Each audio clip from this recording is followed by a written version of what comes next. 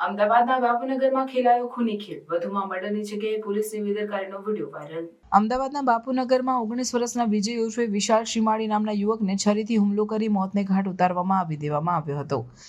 મૃતકના પરિવારજનોએ ઘટના સ્થળે પહોંચી રોષ વ્યક્ત કર્યો હતો। હત્યાનો ગંભીર બનાવ છતાં પોલીસ ઊંઘી રહી હતી, જે વિડીયો પરિવારે બનાવ્યો હોવાનું સામે આવ્યું છે। શું બાપુનગર પોલીસને ડીજીપીનો આદેશ લાગુ પડતા નથી? બાપુનગરમાં કર્ણાવતી એપાર્ટમેન્ટમાં ગેટ પાસે જ કેટલાક શખ્સો દ્વારા યુવકની હત્યા કરી દેવામાં આવી હતી।